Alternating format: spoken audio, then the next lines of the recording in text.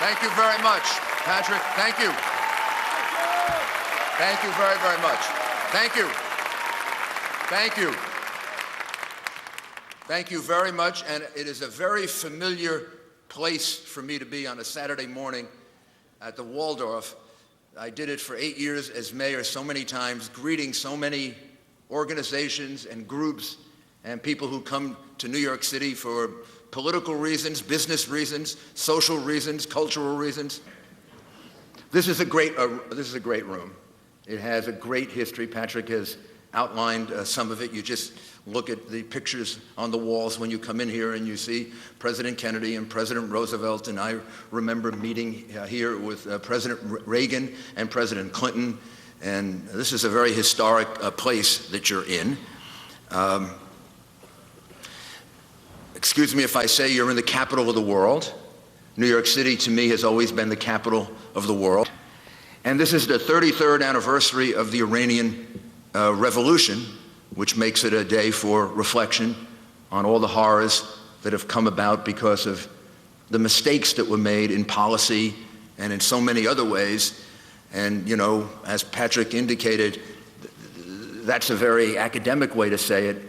What those mistakes meant were hundreds of thousands of people, many of them your relatives and friends, who were killed, tortured, or are now presently imprisoned as a result of not recognizing clearly what was going on.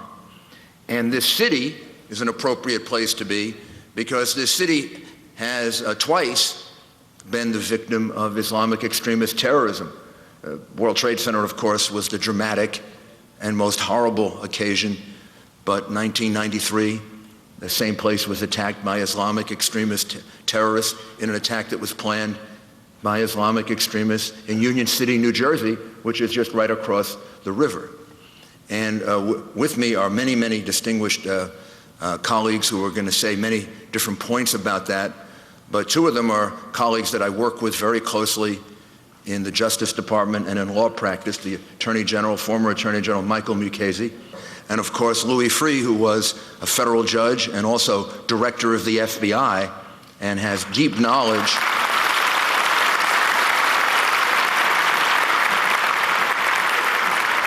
So why are we here today? We're here for several reasons, the most important of which, because it's the most timely and it needs to be acted on right now, is Camp Ashraf. I don't know why we turned our back on them. I don't know why we broke our word. It's mind-boggling to me. But now there's this desire to move them from Camp Ashraf, which they've been at for 25 years, many of them, which is, we call it a camp, but it's really a city, it's a community, it's a neighborhood, it's a place they're living in, a place they've developed with all of the tremendous pressures and threats into a decent place. And they want to be moved to this Camp Liberty, which is going to be a tiny little part of a otherwise very large camp, but just a tiny little part where they're going to have a few square feet to live in, where there's going to be no guarantee of access to lawyers, where there's no understanding, in fact, maybe the wrong understanding about who's going to be responsible for it. Looks like the Iraqi police will be guarding them and the UN will be outside. So the first thing that comes to mind to me is, why is this being done at all? Why are they being moved? What's the point of moving them? They're going to be hopefully designated as refugees if the UN could start to begin to act. They're going to be, they've all filled out their applications for refugee status. The UN has to begin the processing. There are countries that have already come forward and offered to take significant numbers of people. That process could have started a month ago, 2 months ago, 3 months ago. It can start today. If the UN would get off its... They could be processed now and moved to Italy or Switzerland or the United States or Britain or who knows where. And they could be done right at Camp Ashraf. Nobody would have to be moved, wouldn't have to undergo the expense, wouldn't have to undergo all this turmoil, all this... But it's not being done. So to me, that's a big, big suspicion. I'm sorry. Before I was the mayor, I was a prosecutor. I'm a suspicious human being. This can't be for a good reason. This can't be because Maliki has the best interests of the people of Ashraf in his heart and mind. So I don't know why this is being done at all. But if it is being done, then why is it that the Iraqi government, our ally, will not allow us to inspect it? We've offered, many of us on this stage have offered to go there. We know prisons, unfortunately. I could go look at Camp Liberty in a minute. So could they, and I imagine everybody else on this stage. And I could tell you in 2 minutes, is this an appropriate relocation center or is it a prison? I could make that determination in a half hour, an hour, if they just let me go there. But they won't do that. And the UN has to step in and has to play a meaningful role here. Whatever, we'll talk about designation and everybody else will, and we'll talk about some of the recent rumors, but whatever the truth or falsity of all of those other things, the lives of 3,300 human beings who were promised safety and security, who are entitled to it under every convention known to civilized society, their rights are now in jeopardy. And the United States of America and the UN, and particularly the United States, should be in a leadership role, yelling and screaming and pounding the table about this.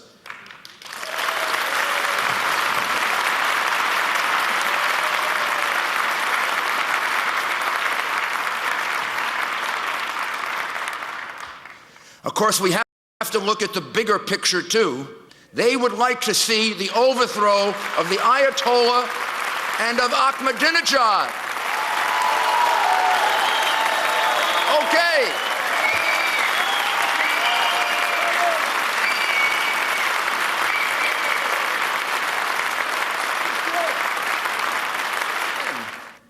Then they also stand for a non-nuclear Iran, Iran without a nuclear weapon. Then they stand for a secular Iran. And the organization is headed by a woman. My goodness, what a great symbolism for the Middle East.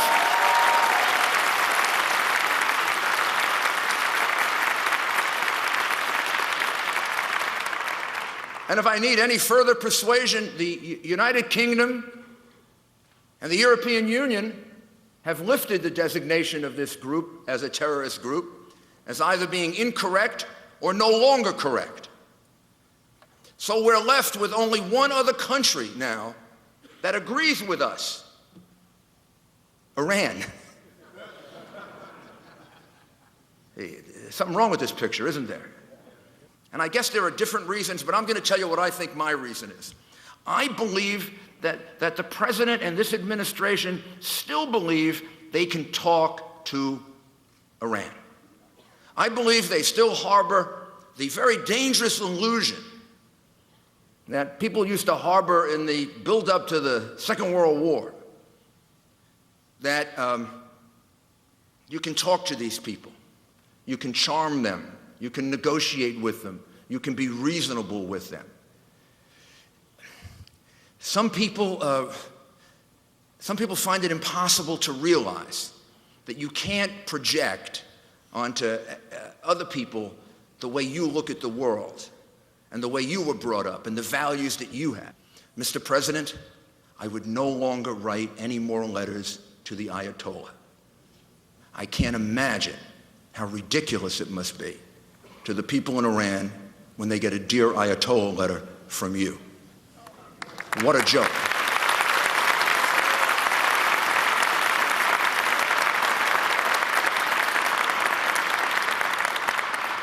If we need any other indication, all of the other attempts with the Dear Ayatollah and the Dear Ahmadinejad letters, I don't know exactly how they're addressed, the indication has been very, very clear: go to hell. Right? So let's just grow up and realize they don't want to talk to us. And the more we appear to be begging them to talk to us, the more we convince them that we're weak, the more we convince them they can take advantage of us, the more we convince them that they can push us around. Haven't we learned that? It's 100 years of making that mistake. It's several wars of making that mistake. Evil people understand only one thing. Bullies understand only one thing: strength. Resolute, determined, powerful strength. That backs them off.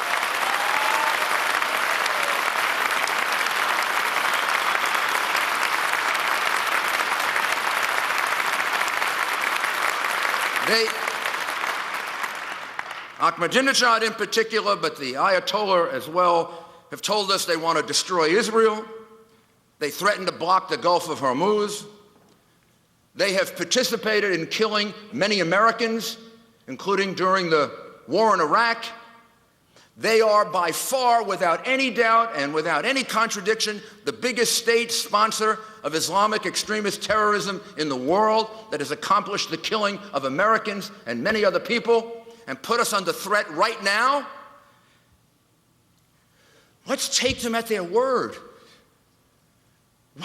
Why are we having trouble believing they may actually believe these things and are doing these things? And why in the world would we even consider the possibility that this world could be safe if they had nuclear weapons? This is not the old Soviet Union or China or the United States. Well, there is every reason to believe, and they have given us every indication to conclude, that Ahmadinejad and Khomeini are irrational people. What do they have to say or do to convince us that they're dangerous? So the United States of America has to make every effort, put every option on the table, and be willing to do anything necessary to stop them from becoming a nuclear power, including, if necessary, the use of military force.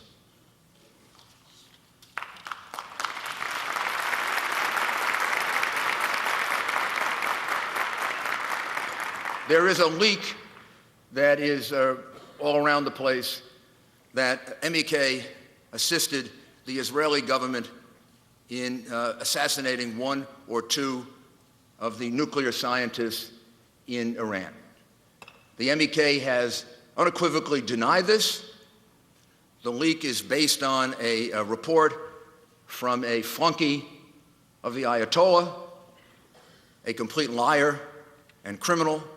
And it is supported by two unknown people in the State Department. They are people that should be going to prison. They're felons. So I don't know how we evaluate this other than to say that whatever proof there is of this is coming from liars. Then the group, and trying to overthrow the government of Iran and trying to stop Iran from becoming a nuclear power, it seems to me they should be part of the new edition of Time magazine and become Person of the Year. Well, you tell me how they're any different than the lovers of freedom that had to resort to violence to overthrow Mubarak. They were Person of the Year. Or the people in Libya that had to resort to violence to overthrow Gaddafi, or the people in Syria today who had to resort to violence to protect themselves against Assad. How are they any different? Why are they,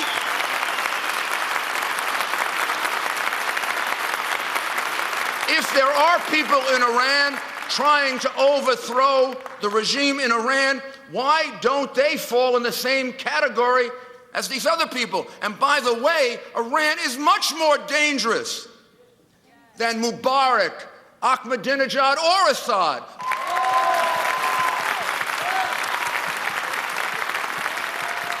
So what's the solution? There'll be many who speak on all of the details of this. Let me just briefly tell you what I think the solution is. Solution number one is there must be a clear understanding that Iran cannot become a nuclear power. Anybody helping us prevent Iran from becoming a nuclear power is a friend of the United States, a friend of peace, a friend of freedom, and a friend of democracy.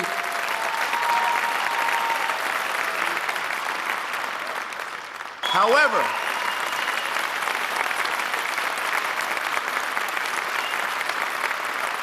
if you are going to continue with Camp Ashraf, then I implore our State Department to put pressure on the United Nations and on our ally, the government of Iraq, to allow 2 or 3 of us, they can pick anybody they want, 2, 3, or 4 of us, and the many others who are on our side, to go take a look at it and then certify that it's a reasonable, sensible place, or that it's a prison camp. We're willing to take the trip anytime. I don't need a lot of sleep. I sleep on airplanes. I could be there in 12 hours or 15 hours. I won't spend a lot of time. We'll use our own money. They won't have to spend any money. And we'll go there. You pick any 3 or 4.